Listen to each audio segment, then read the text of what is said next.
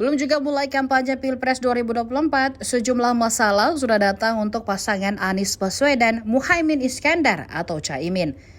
Namanya masuk dalam lingkaran skandal korupsi proyek negara saat masih menjabat sebagai Menteri Tenaga Kerja atau Kemnaker 2012.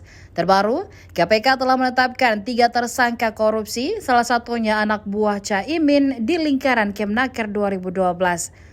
Mereka masing-masing Sekretaris Badan Perencanaan dan Pengembangan Kemnaker Inyoman Darmanta, Direktur PT Adi Inti Mandiri Kurnia, dan Reina Usman. Reina Usman sempat menjabat sebagai Dirjen Pembinaan dan Penempatan Tenaga Kerja saat Muhaimin Iskandar menjabat sebagai Menteri Tenaga Kerja dan Transmigrasi. Reina merintis karir di Kemnaker Republik Indonesia dari tahun 1986 hingga purna tugas di tahun 2021. Selain di Kemnaker, Reina Usman merupakan anak buah Muhaimin Iskandar di PKB.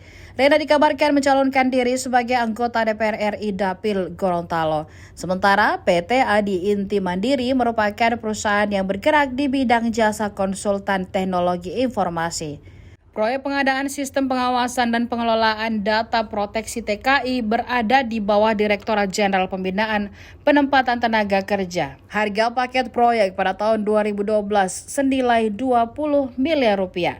KPK menduga korupsi ini bermoduskan penggelembungan harga atau markup terkait pengadaan sistem proteksi tenaga kerja Indonesia. Kalau penggeledahan kami sampaikan nanti mengganggu proses penyidikan, tapi yang pasti ke depan masih dilakukan pengumpulan bukti di tempat-tempat lain untuk mencari alat bukti yang sedang kami kumpulkan.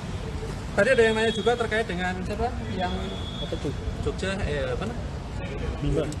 Jogja. Siapa? Itu Darmanta naik nih, mantap.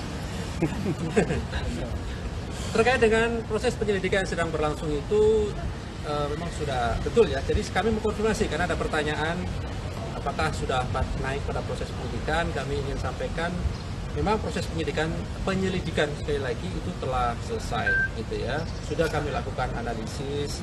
Kami sudah melakukan pemeriksaan kurang lebih 17 orang baik di Jakarta, kemudian di Surabaya, di Pasuruan, di Malang gitu ya, 17 orang. Termasuk kami sudah koordinasi dengan PPATK, kemudian juga dengan Direktorat LHKPN dan Direktorat Deteksi Analisis Korupsi di KPK untuk kemudian teman-teman penyelidik menyimpulkan gitu ya dari seluruh kegiatan penyidikan. Pada saatnya pasti kami akan sampaikan, teman-teman harap bersabar dulu, tapi yang pasti kami ingin sampaikan poin utamanya adalah proses penanganan perkara ini terus berjalan, bahkan kemudian sudah mendekati akhir, selesai pada proses-proses berikutnya.